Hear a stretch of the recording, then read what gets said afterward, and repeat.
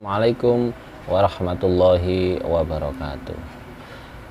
Innal hamdalillah nahmaduhu wa nasta'inuhu wa nastaghfiruh wa na'udzu billahi min syururi anfusina wa min sayyiati a'malina. May yahdihillahu fala mudhillalah wa may yudhlil fala hadiyalah.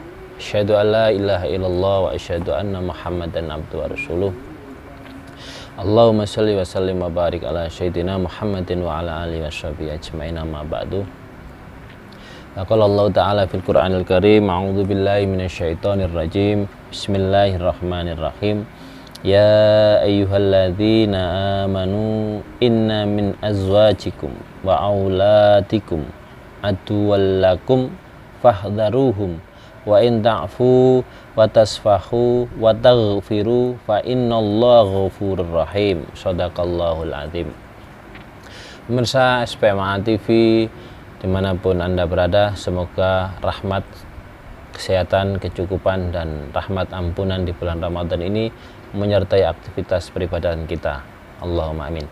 Pertama, mari kita bersyukur pada Allah atas anugerah-anugerah, rahmat-rahmat yang telah diberikan kepada kita, yang telah kita pakai, yang telah kita fungsikan, yang telah kita miliki, yang telah kita gunakan bertahun-tahun tanpa kita sadari. Mari kita syukuri bersama dengan pertama ucapan alhamdulillahirabbil alamin, alhamdulillahirabbil alamin, alhamdulillahirabbil alamin.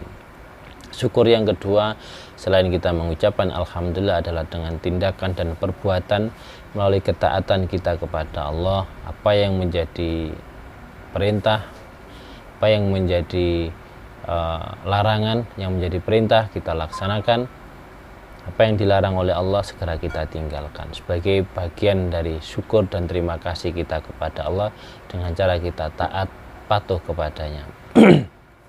Pemirsa SMA TV yang dirahmati Allah, apa saja nikmat itu banyak sekali. Tentu selama ini kadang merasa bahwa itu adalah hak kita, milik kita, berupa kenikmatan mata, jantung, telinga, paru-paru, dan semuanya.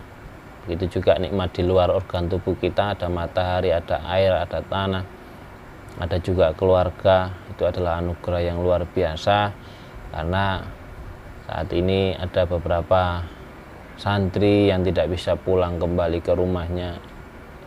Bukan tidak bisa, karena memang nggak tahu siapa keluarganya, siapa orang tuanya, siapa ibu bapaknya, nggak tahu. Makanya kita memiliki keluarga, memiliki orang tua, jelas siapa orang tua kita, itu anugerah yang luar biasa. Selama ini tanpa kita syukuri, kita sadari. Bahkan seringkali kita kepada orang tua kurang hormat, kurang taat, kurang memuliakan. Padahal ada banyak orang, saudara kita, yang tidak tahu siapa orang tuanya. Ada perasaan sedih yang mendalam, ada perasaan kesedihan yang sangat luar biasa, di mana teman-temannya sudah pulang ke rumahnya, sudah liburan, dia nggak punya tujuan. Makanya keluarga itu adalah anugerah yang paling indah yang harus kita syukuri. Rahmat selanjutnya adalah rahmat kecukupan. Setiap hari kita bisa berbuka, bisa bersahur, selalu ada yang dimakan. Itu adalah anugerah Allah. Ada banyak saudara kita di negara lain yang tidak seberuntung kita, makanya kita harus bersyukur.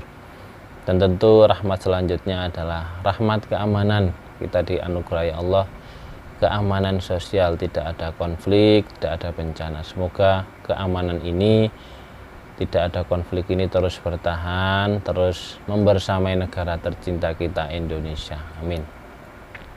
Apalagi nikmat selanjutnya, tentu kita masih dibersamai oleh Ramadan. Saudaraku semua yang dirahmati oleh Allah, akhir-akhir ini kita sering dengar istilah proxy war, perang proksi, perang di mana tidak saling berhadapan antar satu musuh dengan yang lain, tapi menggunakan pihak ketiga. Ya, dia menggunakan pihak ketiga untuk mengalahkan lawannya, dan tidak berhadapan secara langsung dengan fisik gitu, tapi dengan strategi. Intinya apa yang menjadi tujuan dan impian dari negara lain untuk mengalahkan satu negara yang dituju itu terwujud. Karena memang sudah Manusia itu bagiannya kalau tidak bersyukur maka akan ada invasi, ya, kepingin menguasai. Ya, seperti halnya akhir-akhir ini kita bisa tahu bahwa bumi memang sudah tidak bisa bertahan lama, maka manusia kepingin invasi ke luar planet, ke Mars. Ini contoh yang bisa kita saksikan bersama. Artinya memang itulah manusia, kalau tidak dibarengi dengan syukur, tidak mampu menjaga nikmat Allah, maka kepingin menguasai, kepingin mengalahkan itu sudah niscaya pasti ada. Nah, kita tidak membahas tentang proxy war secara dalam, tapi kita akan belajar dari Al-Quran bahwa kita itu memiliki musuh. Tapi sebelum kita membahas lebih dalam tentang apa yang kita bahas di mukadimah di awal, sekilas tentang proxy war ini, pesan untuk anak-anak dan adik-adik saya khususnya, ayo kita menyadari bahwa negara kita ini sedang dijajah oleh negara-negara lain kepingin menguasai kekayaan sumber daya kita, ya melalui proxy war itulah. Nah, ini yang perlu kita sadari. Artinya mari kita mewaspadai, dijajah tidak hanya sekedar kuasai dari sisi sumber daya, tapi dijajah dari budaya, teknologi, ekonomi, dan banyak hal. Makanya kita mengurangi masa muda kita untuk foya-foya, kita lebih prihatin, kita lebih taat kepada Allah, ya, kita lebih banyak berdoa, kita lebih banyak menghasilkan karya-karya untuk negeri ini. Oke. Nah, kita sekarang masuk kepada inti nih. Kita memasuki pada proxy war yang lebih dahsyat, yang lebih besar pengaruhnya. Kalau saja proxy war itu menguasai negara, maka proxy war yang kita bahas ini jauh lebih berdampak, ya. Kalau seandainya proxy war itu mampu mengalahkan satu negara, dampaknya negara itu kalah, dijajah. Tapi ada kesempatan untuk kembali menguasai. Nah, tapi kalau proxy war yang akan kita bahas di sini nanti, jika kita sudah kalah, maka kita tidak punya kesempatan untuk menang lagi. Ini yang patut menjadi kewaspadaan kita. Proxy war yang kita bahas di sini adalah kita memiliki satu musuh yang itu keberadaannya ditunjukkan oleh Allah bahwa di dalam hati kita. Innasyaitan lakum adun fattakhidhu adun. Hei manusia, sesungguhnya setan itu musuhmu, perlakukanlah dia sebagai musuh. Nah, faktanya seringkali setan itu menggunakan proksi, menggunakan pihak ketiga untuk mengalahkan kita tanpa kita sadari. Dan seringkali pihak-pihak ketiga itu adalah orang-orang terdekat kita. Makanya di surat At-Taghabun ayat 14 tadi, A'udzubillahi minasyaitonirrajim, bismillahirrahmanirrahim, yang artinya, wahai orang-orang yang beriman, sesungguhnya di antara istri-istrimu dan anak-anakmu ada yang menjadi musuh bagimu, maka berhati-hatilah kamu terhadap mereka. Dan jika kamu memaafkan dan kamu santuni mereka, kamu ampuni mereka, maka sungguh Allah Maha Pengampun, Maha Penyayang. Ini jelas sebagai petunjuk, clue untuk kita bahwa sesungguhnya setan itu akan memanfaatkan orang-orang terdekat kita, ya, untuk mengalahkan kita. Lalu apa tindakan kita? Bukan berarti kita terus kemudian membuang, menjauhi, memusuhi, tidak. Tapi kita sayangi, kita sadarkan mereka. Dan yang pertama adalah kita memahami bahwa setan tidak akan terima jika kita mampu melakukan kebaikan-kebaikan, melaksanakan firman-firman Allah. Dia akan menggunakan pihak ketiga untuk mengalahkan kita. Contoh nyata, seandainya kita kepingin berbakti, berbuat baik, kita kepingin berdirma kepada tetangga yang tidak punya, anak kita datang minta belikan sepeda baru, istri datang minta belanja yang berlebih. Nah, ini diantara bagian-bagian dari proksi tersebut.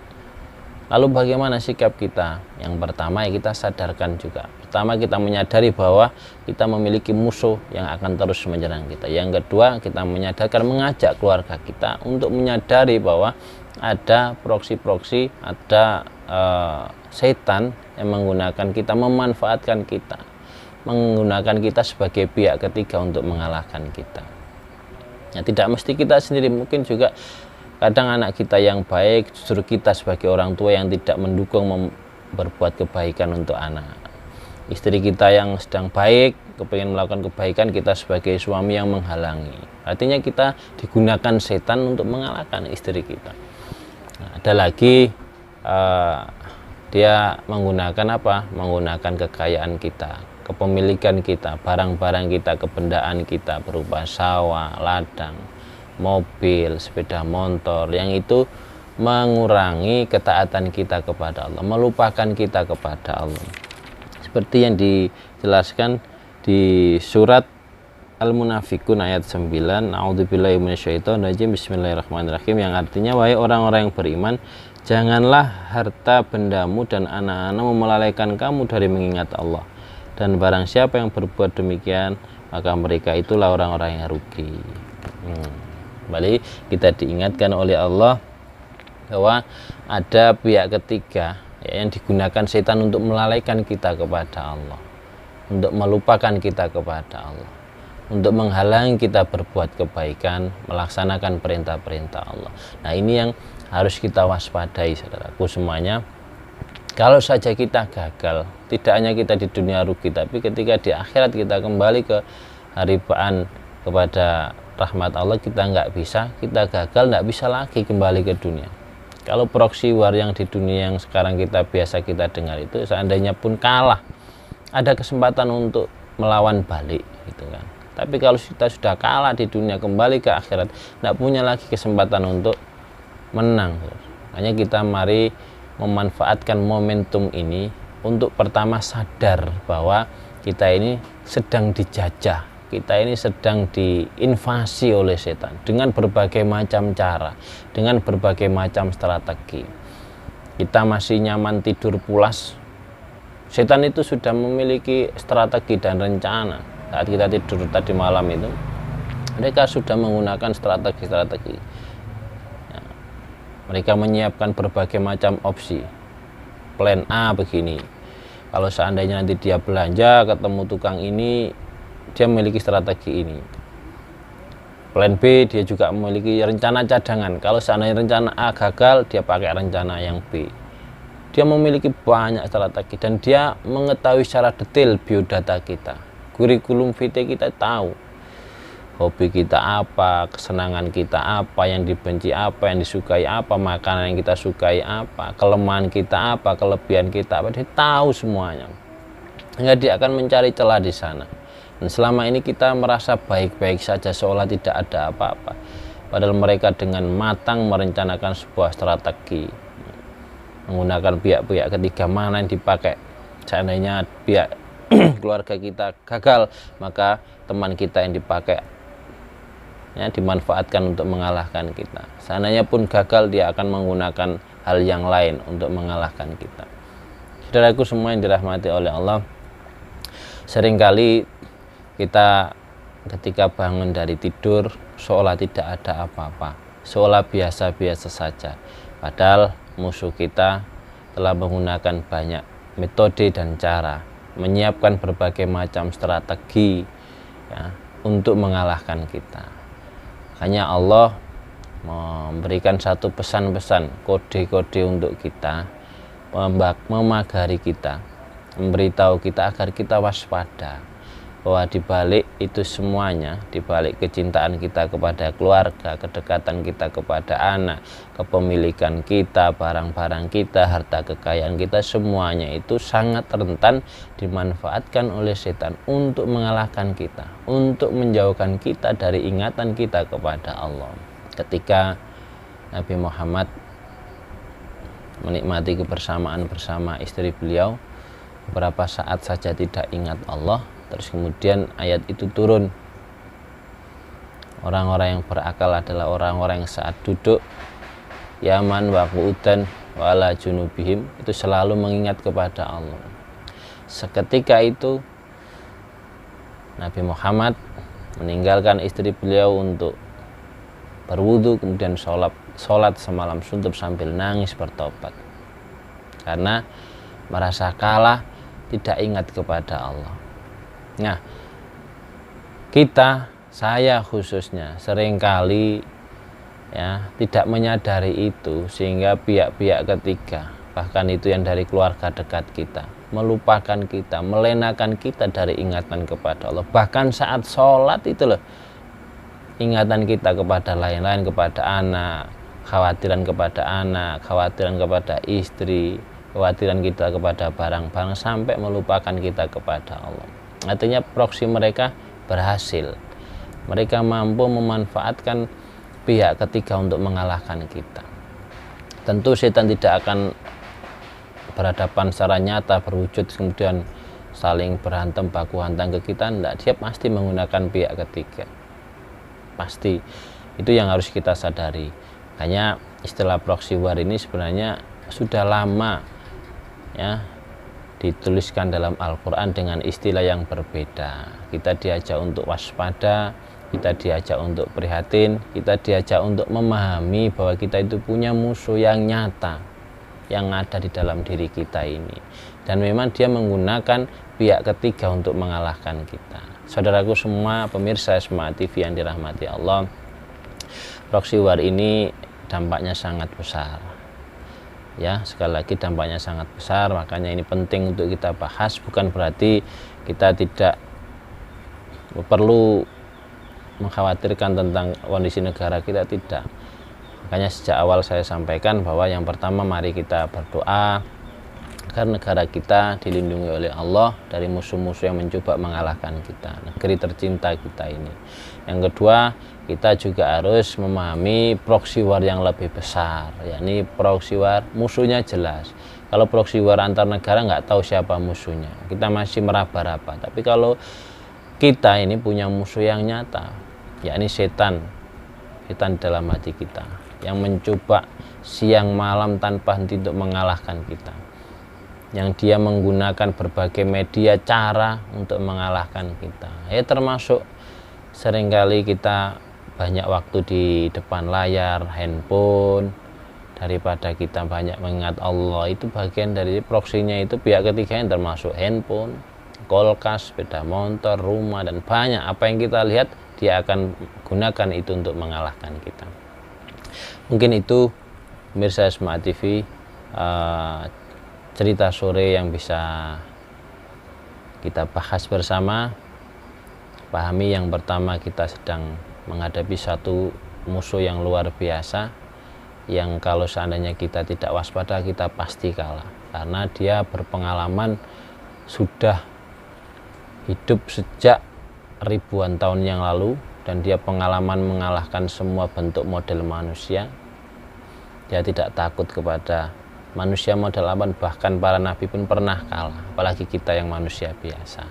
Ayo kita waspadai, kita sedang berperang melawan musuh gaib setan.